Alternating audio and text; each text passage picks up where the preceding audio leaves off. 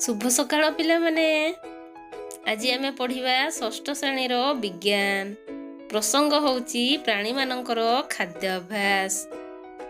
तमे माने भी तो खाद्य खाउथुबो ठीक प्राणी माने मध्य ठीक सेही भलिया खाद्य खांती। आमे प्रतिदिन खाद्य खाउछो ना नहीं खाउछो हैला। एबे आमे किछि चित्र गुड़िको देखिबा प्राणी मानकर। ए चित्र कहार? ए चित्रटी होउची कुकुरर।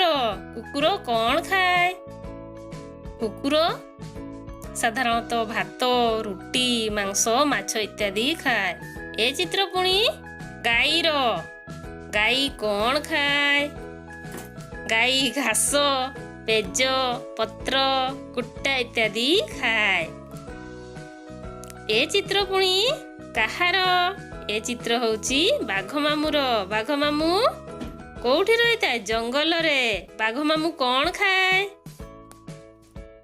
बाघ मामू साधारणतः हरिण मांस ठेकुआ मांस छेली मांस गरु मांस इत्यादि खाई थाए। ए चित्र होउची भालूर। भालू कौन खाए? भालू साधारणतः मनीष मांस पिंपुड़ी महुल फूल भालुकुड़ी फल इत्यादि खाई थाए। जंगलर आहुरी अनेक फल मध्य खाए। बुझिला? ए चित्र होउची काहार? छेली। छेली कौन खाए कहलो देखी? छेली साधारणतः पत्र घास पेज भात मुढ़ी इत्यादि खाई थाए हैला। ए चित्र होउची मेंढा। मेंढा कौन खाए कहलो देखी? मेंढा होउची साधारणतः खाई थाए घास पत्र पेज भात इत्यादि खाई थाए। बुझिला ना नहीं? बुझिला? ठीक अछि। ए चित्र होउची घरे रहुथिबा प्राणीर नाम बिलेई। बिलेई देखिथिबो। बिलेई कौन खाए कहलो?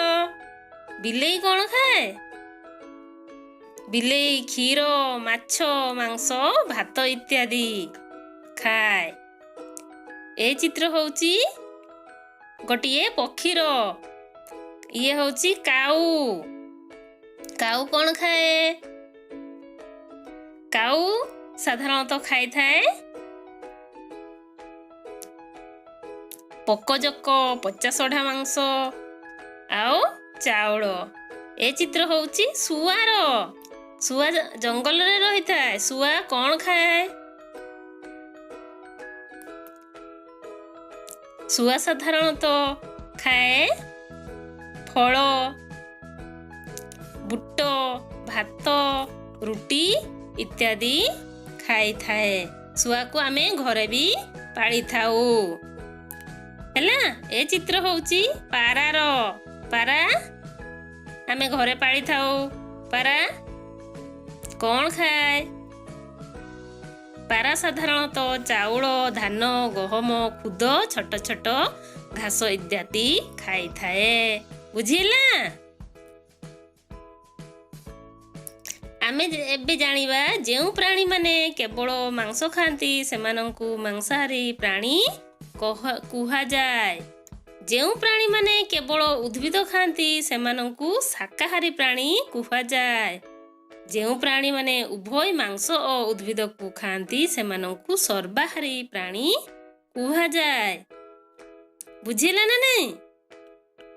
एटा मने रखिबो हैला। तुम पई एबे काम आसिला। प्राणी मानकर नाम तालिका करिवो।